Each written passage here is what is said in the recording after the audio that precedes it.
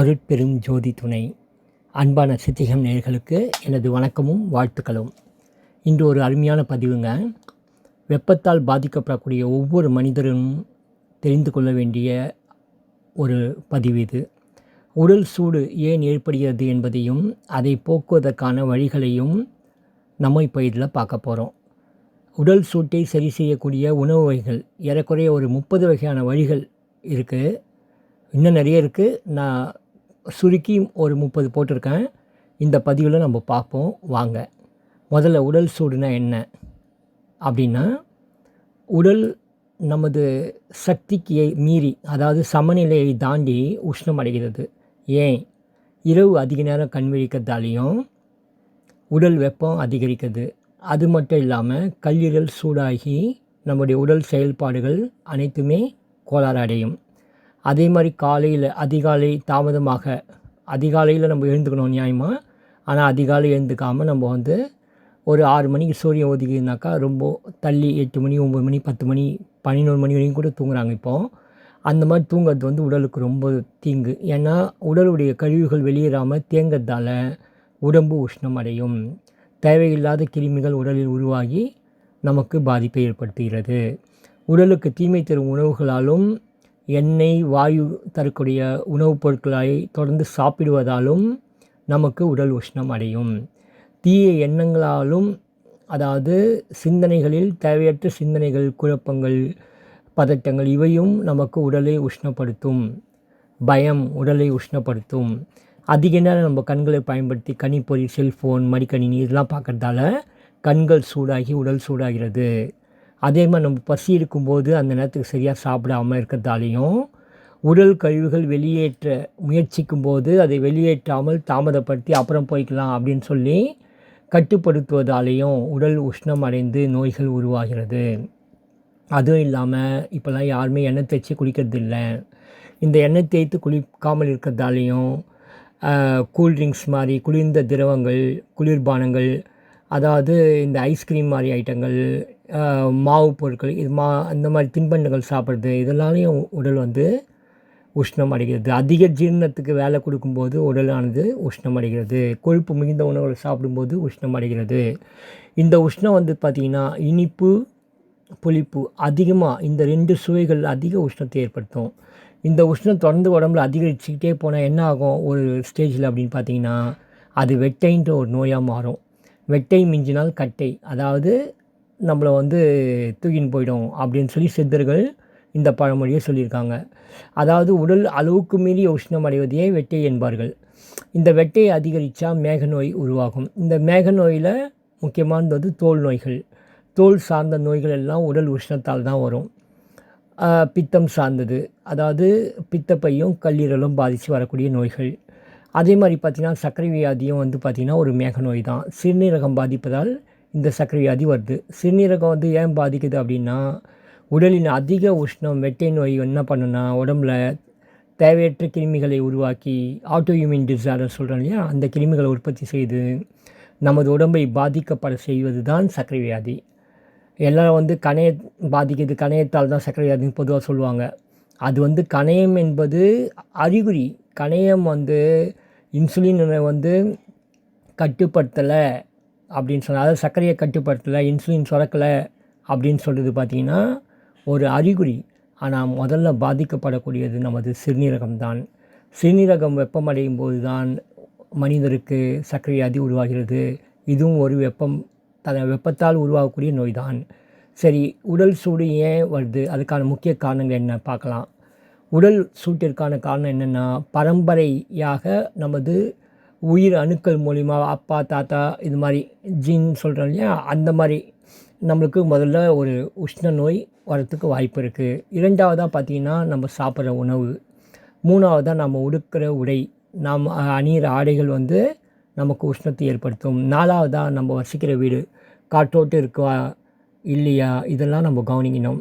5வது நாம் செய்யும் வேலை. நம்ம கடுமையான வேலை செய்கிறோமா, எந்த இதில் வேலை செய்கிறோம், எந்த சூழ்நிலையில் வேலை செய்கிறோம், வெப்பம் அதிகமாக இருக்கக்கூடிய காலங்களில் நம்ம வெளியில் சுற்றி வேலை செய்கிறோமா, என்ன மாதிரி வேலை செய்கிறோம், கடின வேலைகள் செய்கிறோமா, அளவுக்கு மீறிய கடின வேலை செய்கிறோமா, இதெல்லாம் ஒரு முக்கியமான குறிப்புகள். அதே மாதிரி பார்த்திங்கன்னா 6வதா நமது பழக்க வழக்கம், இதுவும் ரொம்ப ரொம்ப முக்கியமானது. 7வது நம்முடைய மனம் வந்து எல்லாத்தையும் வந்து ஒரு பேலன்ஸாக எடுத்துக்குதா, மனம் எப்போ மகிழ்ச்சியாக இருக்கா அப்படின்றத நம்ம பார்க்கணும். மனம் எப்பயும் மகிழ்ச்சியாக நிம்மதியோடும் இருக்கணும். மற்றவங்களுக்கு நம்ம நன்மை செய்ய செய்ய நமது மனம் நிம்மதி அடையும், மகிழ்ச்சி அடையும்.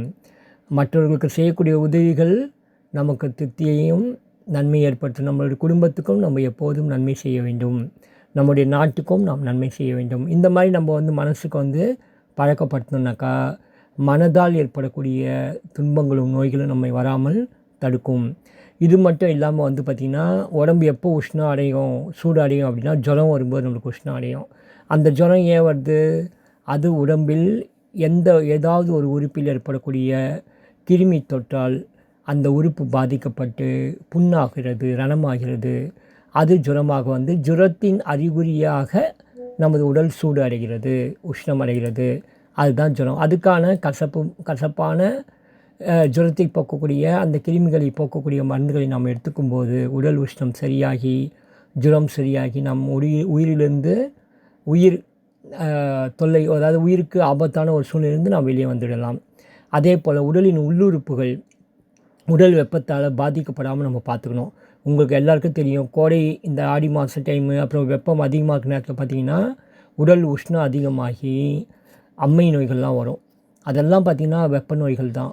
இந்த வெப்ப நோயெலாம் வராமல் நம்ம தடுக்கிறதுக்கு நம்ம என்ன செய்யணும் அப்படின்னா, அதுக்கான உணவு வகைகளையும் பழக்க வழக்கங்களையும் நம்ம வச்சுக்கணும். அதே மாதிரி பார்த்திங்கன்னா நம்ம உடம்புக்குள்ளே ஒரு வெப்பம் இருக்குது, அதுதான் வந்து பார்த்திங்கன்னா முக்கியமான வெப்பம். அது வந்து உடல் வெப்பம் வேறு, இந்த உள் வெப்பம் வேறு. இந்த உள் வெப்பன்றது நம்ம வந்து அக்னின்னு சொல்லுவோம். இந்த அக்னி தான் வந்து நம்மளுக்கு உஷ்ணம், அந்த நல்ல உஷ்ணம்னு சொல்லுவோம். அந்த நல்ல உஷ்ணம் தான் நம்ம உணவு ஜீரணமாகக்கூடிய சக்தியை கொடுக்குது. அந்த சக்தி என்னைக்கு நம்மளுக்கு போயிடுதோ உடனே நம்மளுக்கு பலவிதமான நோய்கள் வர ஆரம்பிச்சிடும். அதனால் அந்த அக்னியை நம்ம குளிர்ச்சியான காய்கறிகளை வந்து ஒரு அளவோடு சாப்பிட்ணும், உஷ்ணமான காய்கறியும் கலந்து சாப்பிடணும், மாறி மாறி சாப்பிட்ணும். குளிர்ச்சியான வெப்ப காலங்களில் நம்ம குளிர்ச்சியான காய்கறியை அளவோடு சாப்பிட்ணும், குளிர்ச்சியான காலங்களில் நம்ம வந்து வெப்பம் தரக்கூடிய காய்கறிகளை சாப்பிட வேண்டும். இந்த மாதிரிலாம் நம்ம பேலன்ஸ் பண்ணி சாப்பிடும்போது உடல் சமநிலை அடையும். இப்போ ஏசி அறையில் தொடர்ந்து இருக்கிறதாலையும் வாயு உருவாக்கக்கூடிய உருளைக்கிழங்கு, மைதா மாவு, புளிச்ச மாவு பண்டங்கள், கொழுப்புள்ள பண்டங்கள், எருமைப்பால், தயிர், வெண்ணெய், நெய், பருப்பில் செய்த மாவு தின்பண்டங்கள், இதெல்லாம் அடிக்கடி சாப்பிட்றதாலையும் குளிர்ச்சி தரக்கூடிய கூல்ட்ரிங்க்ஸு, ஐஸ்கிரீம், உடலுக்கு கோளாறு செய்யக்கூடிய இந்த மாதிரி உணவுகளையும் தொடர்ந்து சாப்பிட்றதால நம்ம உடம்புல பசியே இல்லாமல் வாய் ருசிக்காக கண்ட உணவுகளை சாப்பிட்டு நம்ம கெடுத்துட்டோம் அப்படின்னு சொன்னால் நம்ம உடம்பில் இருக்கக்கூடிய நல்ல உஷ்ண சக்தி என்கின்ற அக்னியானது குறைந்து போகிறது. அந்த அக்னியுடைய சக்தி குறைஞ்சிச்சு அப்படின்னு சொன்னாலே ஒருவர் வயதான நிலைக்கு தள்ளப்படுகிறார். அதாவது அவங்களுக்கு ஜீரண சக்தி குறைஞ்சிச்சினாலே அவங்களுடைய ஆரோக்கியமே அடியோடு போய்விடும். ஜீரண சக்தி யாருக்கு நல்லா இருக்கோ, என்ன வேகமாக நம்ம சாப்பிட்றோம் அப்படின்னா அளவாக சாப்பிட்ணும், பசிக்கும்போது சாப்பிட்ணும். அளவாக சாப்பிடும்போது அந்த சாப்பிட்ட சாப்பாடு உடனே 2 மணி நேரம் 3 மணி நேரத்தில் நம்மளுக்கு இருக்கிறதே தெரியக்கூடாது வயிற்றில். அந்த மாதிரி வந்து நம்மளுக்கு இருந்தது அப்படின்னு சொன்னாலே அதுதான் ஆரோக்கியத்துடைய அறிகுறி. அந்த அக்னியின் சக்தி வந்து குறைஞ்சா என்ன ஆகும்? புளியப்போ வரும், இன்னும் அஜீரணமாகும், வாந்தி வரும், ஜீரண உறுப்புகள் கோளாறு அடையும், குடலில் பலவிதமான குடல் நோய்கள் வரும், மூல நோய் வரும், பலவித நோய்கள் வரும். இப்படி உள்ளுறுப்புகள்லாம் பாதிக்கப்பட்டு தொடர்ந்து நோய்கள்லாம் ஏற்படுறதுக்கு அந்த அக்னியுடைய கோளாறு தான். அதனால் உள்ளே இருக்கக்கூடிய அக்னியை நம்ம என்றைக்குமே நம்ம வந்து நல்ல உணவுகள் மூலியமாகவும் நல்ல பழக்க வழக்கங்கள் மூலியமாகவும் காப்பாற்றி அது எப்பயும் பிரகாசமாக இருக்காமல் நம்ம பார்த்துக்கணும். அதே மாதிரி பார்த்திங்கன்னா உடல் சூடு அடைவதை நாம் கட்டுப்படுத்த வேண்டும். அது என்னென்ன பண்ணலாம்னு சொல்லிட்டு இப்போ நம்ம பார்க்கலாம். உடம்புக்கு மந்தம் செய்யக்கூடிய உணவுப் பொருள் நம்ம சாப்பிடக்கூடாதுன்னு இப்போ பார்த்தோம் இல்லையா? அது இல்லாமல் இன்னும் மந்தம் செய்யக்கூடிய பொருள் எதுன்னு கேட்டிங்கன்னா மாங்காய், மாம்பழம், பலாப்பழம், வாழைப்பழம். இதில் இந்த முக்கணியில் பார்த்திங்கன்னா ஒரு சில குறிப்பிட்ட வகைகள், உதாரணத்துக்கு வாழைப்பழத்தில் பார்த்திங்கன்னா பேன் வாழைன்னு சொல்லுவாங்க. இந்த மாதிரி வந்து ஒவ்வொரு வகையிலையும் ஒரு சில குறிப்பிட்ட வகைகள் உடம்புக்கு நன்மை செய்யக்கூடியது இருக்குது. ஆனால் அப்படி இல்லாமல் பொதுவாக இந்த பழங்களை ஒரு 40 வயசுக்கு மேலே இருக்கவங்க அதிகமாக சாப்பிட்டாங்கன்னா அவங்களுக்கு சர்க்கரை வியாதி ஏற்படும், உடல் சூடு அடையும், உடல் மந்தத்தன்மை அடையும். அதனால தான் கர்ப்பிணி பெண்களுக்கு இந்த பழங்களெல்லாம் சாப்பிடக்கூடாதுன்னு சொல்லிட்டு நம்ம முன்னோர்கள் சொல்லி வச்சாங்க. ஏன்னா கர்ப்பிணி பெண்கள் இந்த மாதிரி உணவுகளை சாப்பிட்டு உடல் மந்தத்தன்மை அடைந்ததுன்னா அந்த குழந்தை வாழ்க்கை ஃபுல்லாக கஷ்டப்படுன்றது நம்ம முன்னோர்கள் கண்டுபிடிச்சாங்க. இதனால தான் கர்ப்பிணியாக இருக்கும்போதே அந்த வயிற்றில் இருக்க குழந்தை ஆரோக்கியமாக வளர்த்துக்காங்க. நம்ம முன்னோர்கள் பல நல்ல விஷயங்கள் சொல்லியிருக்காங்க. ஆனால் நம்ம வந்து அதெல்லாம் தேடுறது கிடையாது. நம்ம சாதாரணமாக இயல்பாக வாழ்ந்துட்டு இருக்கோம். குறிப்பாக பார்த்திங்கன்னா சர்க்கரை வியாதி இருக்கவங்க இந்த முக்கனிகளை சாப்பிடவே கூடாது. வாழைப்பழத்துக்கு பதிலாக வாழைப்பூ என்று சொல்லக்கூடிய வாழை பிஞ்சை நாம் சமைத்து சாப்பிட்டால் நோய்கள் எல்லாம் காணாமல் ஓடும். வெப்ப நோய்களை நம்ம ஓட விடணும் அப்படின்னு சொன்னால் இந்த வாழைப்பூ ஒரு மிகப்பெரிய மருந்தாக செயல்படும். அது இல்லாமல் இதயம், கணையம், கல்லீரல், சிறுநீர் எல்லாத்துக்கும் சக்தி கொடுக்கக்கூடிய ஒரு அற்புதமான ஒரு பொருள் தான் இந்த வாழைப்பூ. பெண்களுக்கு கர்ப்பப்பை வலிமை அடையும், ஆண்களுக்கு உடல் தாது சக்தி பெறவும் இந்த வாழைப்பூ ஒரு அருமையான உணவாகும். அதனால தான் சித்தர்கள் என்ன சொல்லுவாங்கன்னாக்கா, வாழை பிஞ்சொழிய கனியருந்தல் செய்யும் அப்படின்னு சித்தர்கள் பாட்டு பாடியிருக்காங்க. அதே மாதிரி பார்த்திங்கன்னா நம்ம சாப்பிடக்கூடிய சாதம் நம்மளுக்கு எப்பயுமே அந்த காலத்தில் முன்னோர்கள் அரிசி சாதத்தை தான் ப்ரியாரிட்டியாக கொண்டு நம்மளுக்கு பழக்கப்படுத்தினாங்க. ஏன்னா அரிசியில் ஆயிரக்கணக்கான வகைகள் இருக்குது. அந்த அரிசியில் சிறந்த அரிசின்னு பார்த்திங்கனாக்கா நம்மளுக்கு சீரக சம்பா, மணி சம்பா, சிவன் சம்பா, இந்த மாப்பிள்ளை சம்பா, கருப்பு கவுனி, இந்த மாதிரி ஒரு அருமையான ஒரு அரிசி வகைகள்லாம் நிறைய நம்ம கண் முன்னாடி இயற்கை முறையில் விளைவிச்சு நம்மக்கிட்ட கொடுக்குறாங்க. ஆனால் அதை வாங்கி சாப்பிடாம நம்ம இந்த ரசாயன உரங்கள் போட்ட அரிசிகளை வாங்கி அதுவும் அதை பட்டி தீட்டிய பிறகு அதில் இருக்கிற தவிடெல்லாம் முழுசாக நீக்கி அது வெறும் சக்கையான ஒரு அரிசியை நம்ம சாப்பிட்டுட்டு நம்முடைய உடலுக்கு சக்தி தரக்கூடியதுக்கு பதிலாக கலோரி தரத்துக்கு பதிலாக நம்ம உடம்புக்கு தீமை தரக்கூடிய ஒரு உணவை தான் இன்னும் நம்ம சாப்பிட்டுட்டு இருக்கோம். அப்படி சாப்பிட்றதால் நம்மளுக்கு என்ன ஆகும் அப்படின்னு கேட்டிங்கன்னா, நோய்கள் தான் வரும், உடல் வெப்பம் தான் அடையும். இந்த அரிசி உணவால் நம்ம சத்து இல்லாதால் எளிமையாக நம்மளுக்கு பல நோய் கிருமி தொற்றுகள் ஏற்பட்டு உடலானது பலவீனம் அடைகிறது. அதனால் நம்ம என்ன பண்ணலாம் அப்படின்னா, அரிசி உணவை இயற்கை முறையில் விளைவிச்சு சாப்பிட்ணும், காய்கறிகளை இயற்கை முறையில் விளைவிச்சு சாப்பிட்ணும், கீரைகளை இயற்கை முறையில் விளைவிச்சு சாப்பிட்ணும். இந்த மாதிரி தொடர்ந்து நம்ம பண்ணோன்னா ஒரு புதிய நோயற்ற சமுதாயத்தை அடுத்த 25 ஆண்டுகளில் நம்ம மாற்றிவிடலாம். இன்றைக்கி நம்ம இந்த கொள்கையை கடைப்பிடிக்க ஆரம்பிச்சோன்னா இன்னொரு 25 வருஷத்தில் மிகப்பெரிய மாற்றத்தை நம்ம கொண்டு வரலாம். இந்த உணவால் உடல் உஷ்ணமாவது தடுக்கப்படும். இந்த கோடை நேரத்தில் கூட நம்ம இந்த மாதிரி இயற்கையில் விளைந்த உணவுகளை நம்ம சமைச்சு சாப்பிட்டோன்னா உடல் அதீத சக்தியும், இந்த வெப்பத்தை எதிர்த்து போகிற இன்னும் நிறைய வெப்பம் வரப்போகுது, அடுத்தடுத்த வருஷத்தில் நம்மளால் தாங்கவே முடியாதுன்னு சொல்கிறாங்க இல்லையா, அதெல்லாம் தாங்கக்கூடிய சக்தி உடம்புக்கு நம்ம கொடுக்க முடியும். நம்ம மனசு வச்சா கண்டிப்பாக அது நடக்கும். நம்ம தான் முடிவு பண்ணணும், மக்கள் தான் முடிவு பண்ண வேண்டும். சாராயக்கடை நோக்கி ஓடியவர்கள் எப்படி ஆரோக்கியத்தை பற்றி சிந்திப்பார்கள்? முதல்ல நம்ம ஆரோக்கியமாக இருக்கணுன்றதை நம்ம நினைக்கணும். நம்ம குழந்தைங்க நம்ம செய்து தான் நம்ம குழந்தைங்களும் செய்யும். அதனால் நம்ம பெரியவங்க நல்லது செய்யணும், குழந்தைங்களும் அதை ஃபாலோ பண்ணி நல்லதை நோக்கியே போவார்கள். அதனால் நம்ம மெயினாக பார்த்திங்கன்னா இந்த உடலுக்கு நன்மை தரக்கூடிய உணவுகளை நாம் சாப்பிட வேண்டும். நாம் வாழ்கிற நாடு பார்த்திங்கன்னா இந்த தமிழ்நாட்டில் அது கந்தக பூமின்னு சொல்லுவாங்க. அதனால் நம்ம உணவு எப்பயுமே நீர் சத்து நிறைய இருக்கணும், நீராக இருக்கணும், ட்ரை ஃபுட்டாக இருக்கக்கூடாது. ரொட்டி, பன்னு இதெல்லாம் குளிர் நாடுகளில் சாப்பிட்லாம். இது வெப்பநாடில் நம்ம ஈரப்பதம் உள்ள உணவுகளை தான் சாப்பிட வேண்டும் என்று நம் முன்னோர்கள் அதுக்கான ஒரு வகுத்து வச்சாங்க. அதே நேரத்தில் அந்த உணவால் நமக்கு தீமை ஏற்படக்கூடாது அப்படின்றது அவங்க யோசித்து என்னென்ன உணவுகளை எப்படி சாப்பிட வேணும்னு சொல்லி கொடுத்துருக்காங்க. அது பார்த்திங்கன்னா ஒரு சாதாரணமாக ஒரு ஐஸ் கட்டி எடுத்து நீங்கள் தண்ணியில் போட்டு குடிச்சிங்கன்னா அது குளிர்ச்சியாக இருக்கும், ஆனால் அது தீமை தரும். ஆனால் அதே கட்டாழை எடுத்து நம்ம தோல் நீக்கி 7 தடவை கழுவி அரைச்சி குடிக்கும்போது அது நன்மை தரும். பாருங்கள் எவ்வளோ ஒரு அறிவியல் பூர்வமான உண்மை. அதாவது கற்றாழை நமக்கு ஒரு மருந்தாக செயல்படுது, உணவாகவும் இருக்குது. பசிக்கும் அது ஒரு உணவாக இருக்கும், மருந்தாகவும் இருக்குது. நம்முடைய வெப்பத்தை போக்கும் அருமருந்தாக கற்றாழை இருக்குது. இந்த மாதிரி பார்த்திங்கன்னா இந்த கற்றாழை கூட சில பேர் பார்த்திங்கன்னா அவங்க உஷ்ணத்தை அதிக உஷ்ணத்தை உடனே போக்கி குளிர்ச்சி ஆக்கிடும்னு சொல்லி இருமல் வந்துடும், ஜுரம் வந்துடும் சொல்லிட்டு பயந்துட்டு சில பேர் சாப்பிட மாட்டாங்க. நீங்கள் சாப்பிடாதவங்கள பற்றி விட்டுருங்க. அவங்க பிடிக்கல, வேண்டாம், எனக்கு இது ஒத்துக்காதுன்றவங்க விட்டுருங்க. அவங்களுக்கு எது விருப்பப்பட்டு, யாராக இருந்தாலும் விருப்பப்பட்டு இதோடைய தன்மைகளை தெரிஞ்சு அறிஞ்சு புரிஞ்சு இதை சாப்பிடணும். இந்த உணவு நம்மளுக்கு ஒத்துக்கொள்கிறதா என்பதை பல தடவை யோசித்து அதை அளவு குறைவாக முதல்ல பயன்படுத்தி பாருங்கள். அளவு குறைவாக ஃபஸ்ட்டு பயன்படுத்தி பார்த்து இது ஒத்துக்குது அப்படின்னா கொஞ்சம் கொஞ்சமாக நம்ம அளவை அதிகப்படுத்தி நம்ம சாப்பிட்டு நம்ம உடலை நோய் இல்லாமல், வெப்பம் இல்லாமல், வெப்பத்தன்மைக்கு போகாமல், வெட்டைத்தன்மை அடையாமல், சர்க்கரை வியாதி தன்மைக்கு போகாமல் நம்ம உடம்பை எல்லோரும் காப்பாற்றலாம். 100க்கு 100 பேரும் நம்ம சர்க்கரையாதி இல்லாத ஒரு நிலைமைக்கு போக முடியும். இதெல்லாம் பார்த்தீங்கன்னாக்கா, என்னென்ன மாரி உணவு முறைகள் நம்ம முன்னோர்கள் செஞ்சிருந்தாங்க, என்ன மாரி பழக்கவழக்கம் வந்திருந்தாங்கன்னு சொல்லிட்டு ஒரு 30 வழிகளை உடல் உஷ்ணம் நீக்குவதற்காக இப்போ நம்ம பார்க்கலாம் வாங்க. 1. உஷ்ணத்தால் வயிற்று வலி வந்தவுடன் என் அம்மா என்ன பண்ணுவாங்கன்னா, வயிற்றில நாமக்கட்டியை தண்ணீரில் இழைச்சி தொப்புளை சுற்றி போடுவாங்க சின்ன வயசில். அதுக்கப்புறமா என்ன ஆகும், கொஞ்ச நேரத்தில் அந்த நாமக்கட்டி காஞ்சிரும். உடனே விளக்கெண்ணெய் எடுத்து தொப்புளில் ஒரு சில சொட்டுக்கள் விடுவாங்க. ஒரு 10-15 நிமிஷத்தில் பார்த்தீங்கன்னா, வயிற்று வலி அப்படியே குறைஞ்சி உடல் சூடு எங்கே போச்சுன்னே தெரியாது. இது நம்மளுடைய பாரம்பரிய வழக்கம். இது எல்லாருமே கடைப்பிடிக்கலாம். ரொம்ப எளிமையான ஒரு முறை.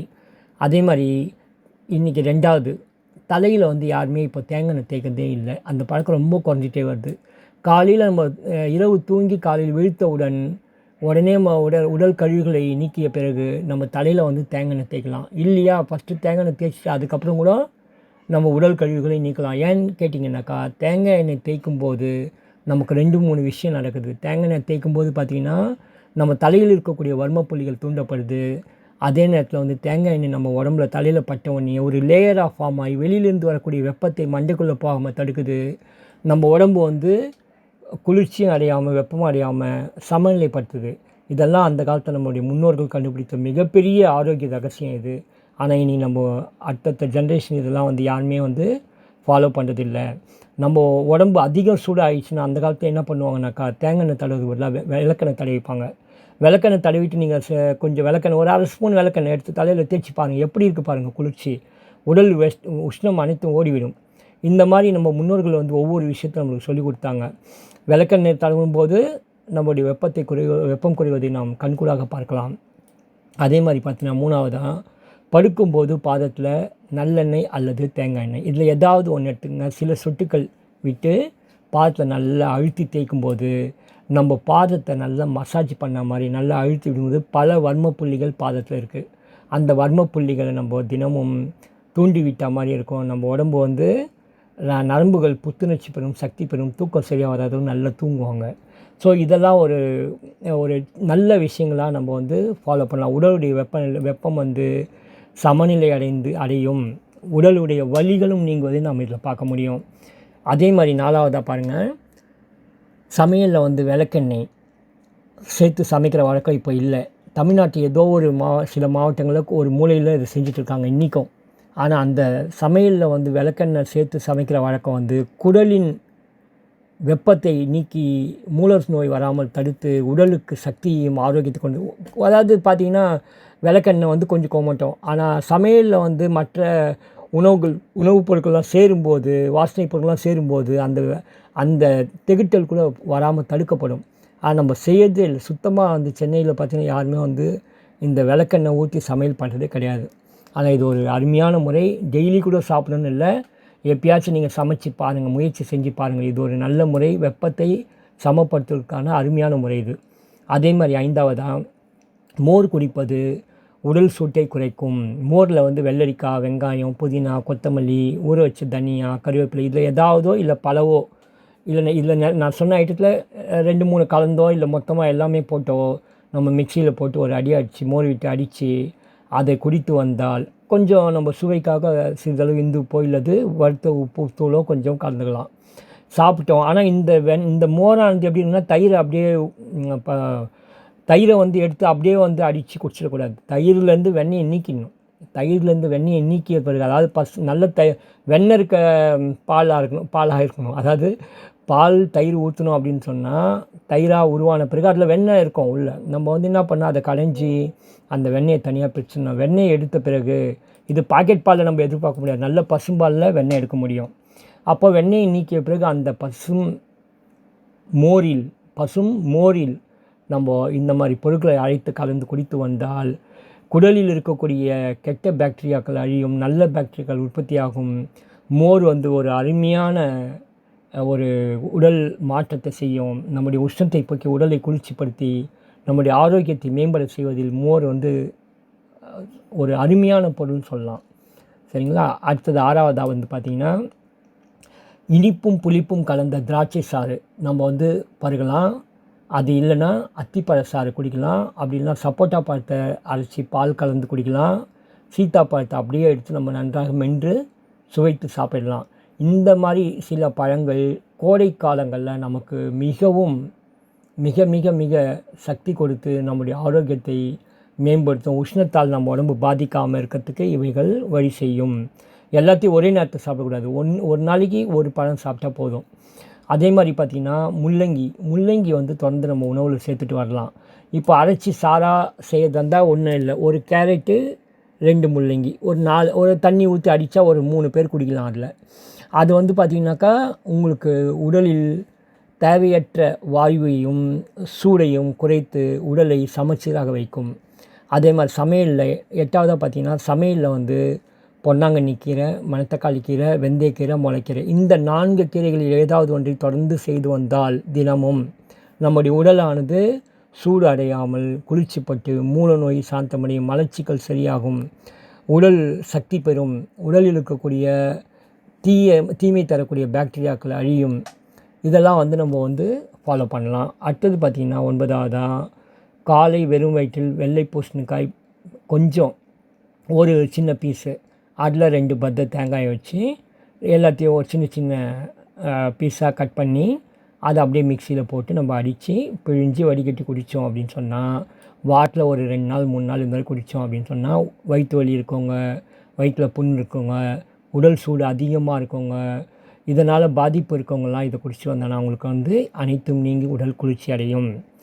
10வது பார்த்திங்கனாக்கா கண்ணுக்கு விளக்கெண்ணெய் அல்லது மூலிகை எண்ணெயை தொடர்ந்து இரவு படுக்கும்போது சில சொட்டுக்கள் விட்டுகிட்டே வரலாம். இது வந்து உடலுக்கு குளிர்ச்சி கொடுக்கும். 11 கற்றாழையை சுத்தம் செய்து அதில் மோர் ஊற்றி மிக்சியில் அடித்து கொடுக்கலாம். அப்படி குடிக்க முடியாதவங்க என்ன பண்ணலாம் அப்படின்னா, கற்றாழையை தோல் நீக்கி 7 தடவை தண்ணியில் கழுவின பிறகு அத்தோட பனங்கற்கண்டு கலந்து சாப்பிட்டு வந்தாங்கன்னா உடல் மிகவும் குளிர்ச்சி அடையும், மலச்சிக்கல் நீங்கும். இல்லைப்பா மூல நோய் இருக்குது, இதுக்கு எப்படி கற்றாழை சாப்பிட்லாம் அப்படின்னு சொன்னால், ஏன்னா இந்த மூல நோய் மலச்சிக்கல் எல்லாமே வந்து உருவாவது உடல் வெப்பத்தால் தான்.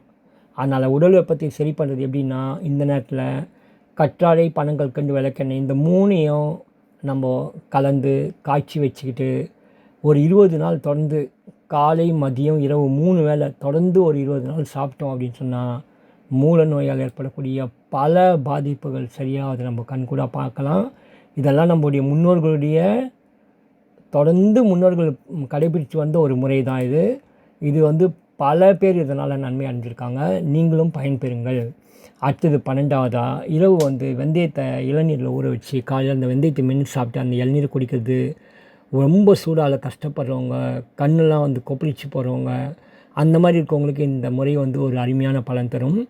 13வதாக பார்த்திங்கன்னா ஆவார இலையை அரைத்து உடல் முழுவதும் தலையிலும் தடவி ஊற வைத்து குளிக்கலாம். இல்லை அதோட களிமண்ணையும் தண்ணி ஊற்றி கொஞ்சம் ஈரப்பதமாக்கி அதையும் கலந்து உடல் முழுவதும் பூசி ஊற வச்சு ஒரு குளிர்ந்த நீரில் குளித்தோம் அப்படின்னா உடல் உஷ்ணம் நீங்குவதை கண்கூடாக பார்க்கலாம்.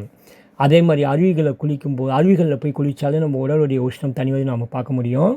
அதுவே பார்த்திங்கனாக்கா எலுமிச்சை தலையில் தேய்ச்சிட்டு அதுக்கப்புறம் குளித்தோம் அப்படின்னு சொன்னாக்கா உடலின் பித்தத்தால் வரக்கூடிய கடுமையான பித்த நோய்கள் எல்லாம் தீர்வதை நாம் பார்க்க முடியும். அதே போல் 15வதாக கற்றாழை, பொன்னாங்கண்ணி, நெல்லிக்காய், சிந்தில், மஞ்சள் கசாலை இந்த மூலிகையெல்லாம் சாறு எடுத்து அதோட சம அளவு நல்லெண்ணெய் கலந்து காய்ச்சி வச்சுட்டு ஒரு 20 நாட்கள் நம்ம பயன்படுத்தக்கூடாது. அதுக்கப்புறமா வாரத்தில் 2 நாள் பெண்கள் வந்து செவ்வாய் வெள்ளி, ஆண்கள் புதன் சனி இந்த 2 நாட்கள் நம்ம தேய்ச்சி ஷாம்புலாம் போடாமல் சீயக்காய் தேய்ச்சின்னா இயற்கை முறையில் தயார் செய்த சீயக்காய் தேய்த்து குளிக்கலாம். இந்த மாதிரி குளித்து வந்தால் உடல் வெப்பம் சீராக மாறி உடலில் வெப்பத்தால் வரக்கூடிய அனைத்து நோய்களையும் தடுத்து வெளியேற்றக்கூடிய வேலையை இந்த ஒரு எண்ணெய் தேய்த்து குளிக்கும் பழக்கம் செய்யும். இதை அனைத்து தமிழ் மக்களும் கடைபிடிக்க வேண்டும் என்பது இந்த சித்திகம் நேயர்களுக்கு என்னுடைய வேண்டுகோள். அடுத்தது 16வதாக பார்த்திங்கன்னா தேங்காய் பூ உங்களுக்கு கிடைக்கும். தேங்காய் வந்து முத்தி போன பிறகு தேங்காய் பூ உள்ளே உருவாகும். அந்த தேங்காய் பூவை எடுத்து பனங்கற்கண்டு தூள் சேர்த்து தொடர்ந்து சாப்பிட்டுட்டு வந்தோன்னா வயிற்றுடைய உஷ்ணத்தால் வரக்கூடிய நோய்களை அது குறைக்கும். அதே மாதிரி தேங்காய் பாலும் உஷ்ண நோய்களை குறைக்கும். இதை சாப்பிட்டு தேங்காய் பால் குடித்தா இன்னும் நன்றாக வேலை செய்யும். அடுத்ததாக பார்த்திங்கன்னா தென்னம்பாலை. எப்படி இளநீர் குடிக்கும்போது நம்முடைய உடல் உஷ்ணம் குறைகிறதோ அதே போல் தென்னம்பாலையை இடித்து பிழிஞ்சு குடித்து வந்தாங்கன்னா இந்த பெண்கள் மாதவிடாய் கோளாறால் அவஸ்தைப்படுவாங்க, கஷ்டப்படுவாங்க. அவங்களுக்கெல்லாம் வந்து இது ரொம்ப அருமையான பலனை கொடுக்கும். அதாவது அதிக இரத்தப்போக்கையும் சரி செய்யும். அடுத்தது பார்த்திங்கன்னா 18வதா அத்திப்பால். அத்திப்பால் வந்து இந்த மருத்துவர்கள்கிட்ட சொன்னால் அவங்க வந்து கொண்டு வந்து கொடுப்பாங்க. சாதாரணமாக இருக்கவங்களுக்கு தெரியாது. அத்திப்பால் கொண்டு வந்து நம்ம அதை முறையாக குடிச்சிட்டு வந்தோம் அப்படின்னு சொன்னால் வெப்பம் நோய்கள் நம்மை அணுகாமல் தீரும். சர்க்கரை நோய் இருக்கிறவங்களுக்கு இது ஒரு பெரிய வரப்பிரசாதமாக இருக்கும். அதே மாதிரி 19வதா கொப்பரையை வெறும் வயிற்றில் மென்று சாப்பிட்டு பனை வெல்லம் கலந்த பாலை குடிச்சிங்கனாக்கா உடல் சூடு தணிவதை காணலாம். 20 உடல் உஷ்ணத்தால் விடாமல் இருமல் வரும். சில நேரங்களில் பார்ப்பீங்க, நிறைய பேருக்கு அந்த மாதிரி வரும். அந்த மாதிரி இருக்கவங்க வந்து காலையில் பசும்பால் அதிகாலையில் பசும்பால் கறந்த உடனே அப்படியே வாங்கி ஒரு சிட்டிகை மஞ்சத்தூளை போட்டு கலந்து குடிச்சிடணும். அது கூட நம்ம பனங்கற்கண்டு கொஞ்சம் சேர்த்து குடிச்சிக்கலாம் சுவைக்கு வேணும்னா. அப்படி குடித்தோன்னா வெறும் வயிற்றில் ஒரு 3 நாட்கள் குடித்தாலே உடலின் சூடு தணிந்து இருமல் சரியாவதை இது வந்து பாரம்பரியமாக நம்ம முன்னோர்கள் கடைபிடித்து வந்த வழி.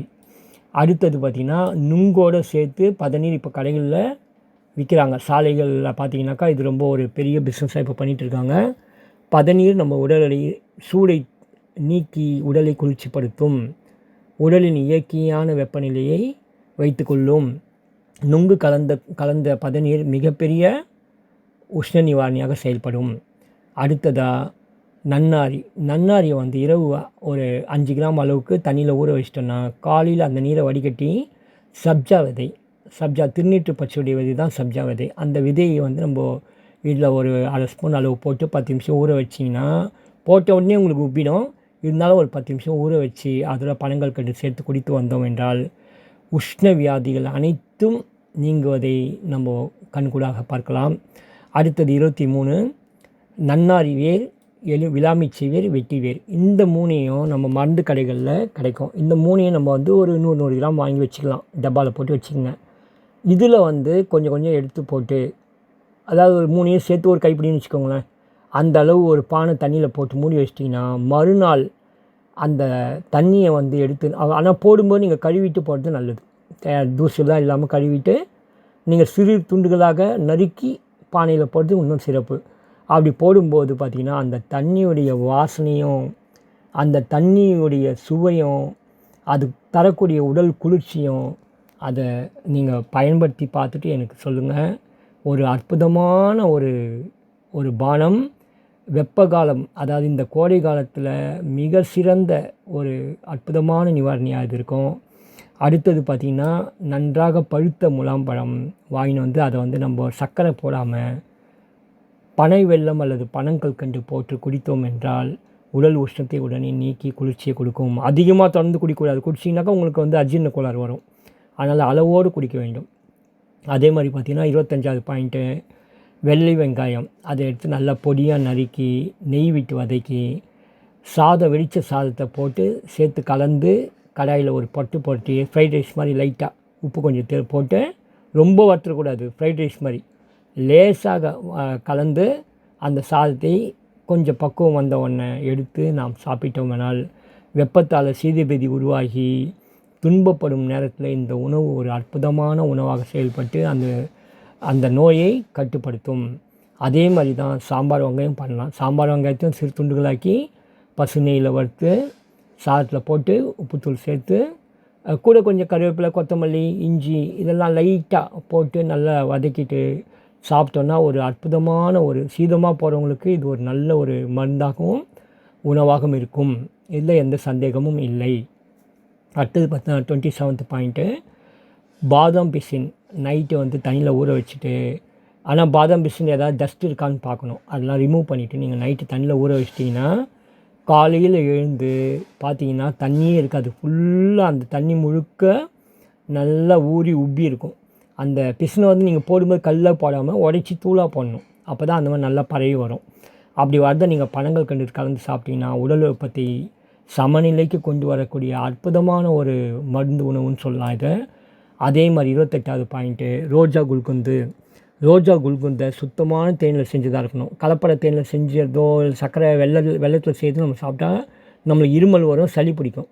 அதனால் ரோஜா குல்குந்து நாட்டு ரோஜா குல்குந்து கெமிக்கல் போடாத ரோஜாவாக இருக்கணும். அந்த ரோஜாவிலேருந்து செய்யக்கூடிய ஒரு அற்புதமான குல்குந்தை தொடர்ந்து காலை வெறும் வயிற்றில் இரவு படுக்கும்போதும் ஒரு ஸ்பூன் சாப்பிட்டு நல்ல பசும்பால் நம்ம குடிச்சிட்டு வந்தோம்னா உடலுடைய உஷ்ணங்கள் நீங்குவதை நாம் பார்க்கலாம். அதே மாதிரி எள்ளு 29வது பாயிண்ட் எள்ளை பயன்படுத்தி நம்ம உடலுடைய வெப்பத்தை நீக்க முடியும்.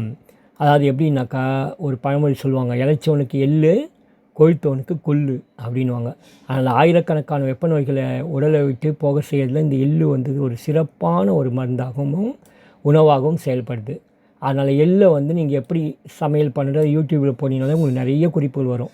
ஆனால் எள்ளை சாப்பிட்டு உடல் உஷ்ணத்தை நீங்கள் சரிப்படுத்திக் கொள்ளலாம். நிறைய பேர் வெப்ப நோயால் பாதிக்கப்பட்டு சிறு வயது பசங்களாம் பார்த்திங்கன்னா வளர மாட்டாங்க, வளர்ச்சி ரொம்ப ஒல்லியாக இருப்பாங்க பார்க்கறதுக்கு. அந்த மாதிரி இருக்கவங்க வந்து எள்ளு உணவு சாப்பிடும்போது அவர் உடல் தேருன்றதுக்காக தான் அந்த பழமொழியை சொன்னாங்க. கடைசியாக 30வது பாயிண்ட்டு பழைய சாதம். பழைய சாதத்தில் மோரும் சாம்பார் வெங்காயமும் கலந்து நம்ம தொடர்ந்து சாப்பிட்டுட்டு வந்தோன்னா இது அமெரிக்காவிலேருந்து உலகம் முழுவதும் பரவிக்கிட்டு இருக்கு. இப்போது இது நம்ம அந்த சாதம் வந்து நல்ல சாதமாக இருக்கணும். அந்த சாதம் வந்து இந்த மாதிரி ரசாயனத்தில் விளைஞ்ச அரிசியிலேருந்து செஞ்சக்கூடியதாக இருக்கக்கூடாது. இயற்கை முறையில் விளைஞ்ச அரிசியில் செய்யக்கூடிய ஒரு அரிசி சாதமாக இருந்து அதை இரவு சிறிதளவு ஒரு டீஸ்பூன் அளவுக்கு கஞ்சி தண்ணியை கலந்து அதில் நீங்கள் வெந்நீரை ஊற்றி மூடி வைத்து காலையில் நல்ல ஒரு நார்த்தங்காய் ஊறுகாவோ இல்லை எலுமிச்சை ஊறுகாவோ, அதாவது உப்பில் போட்டதாக தான் இருக்கணும். எண்ணெய் மிளகாத்தூள்லாம் போட்டு செஞ்ச ஊறுகாயாக இருக்கக்கூடாது. நார்மலான சாதாரண ஊறுகாயை நம்ம தொட்டுக்கிட்டு இந்த வெங்காயத்தையும் சேர்த்து கலந்து லேசாக மோர் கலந்துக்கலாம். மோர் வேணான்னாலும் அப்படியே சாப்பிட்லாம். இப்படி சாப்பிட்டுட்டு வந்தோன்னா நம்முடைய உஷ்ண நோய்கள் வராமல் அன்று முழுவதும் நம்ம உடம்பை பாதுகாத்து நம்ம உடம்பில் உள்ள வெப்பத்தை குறைத்து நீரை, அதாவது சிறுநீரை நன்றாக வெளியேற்றி உடலில் தேங்கி இருக்கக்கூடிய கழிவு நீரை அனைத்தையும் வெளியேற்றி உடலுக்கு சக்தியை கொடுக்கக்கூடியது இந்த பழைய சாதம் என்பதை நீங்கள் மறந்துடக்கூடாது. இவ்வளோ விஷயங்கள் நான் ஒரு நாளில் தயார் பண்ணது இல்லை. 40 வருஷமாக என்னுடைய வாழ்க்கையில் நான் தொடர்ந்து பயன்படுத்தி கொண்டிருக்கக்கூடிய விஷயங்களை ஒரே பதிவில் உங்களுக்கு சொல்லி மக்களுக்கு நன்மைகள் போய் சென்றடைய வேண்டும் என்ற நோக்கத்தோடு நான் இதை வந்து கொடுத்துருக்கேன். இதில் எதெல்லாம் உங்களுக்கு தேவைப்படுதோ அதெல்லாம் நீங்கள் பயன்படுத்தி நோயற்ற வாழ்வு நீடூழி வாழ வேண்டும் என்பதே என்னுடைய விருப்பம். வாழ்க அருளுடன். நன்றி, வணக்கம்.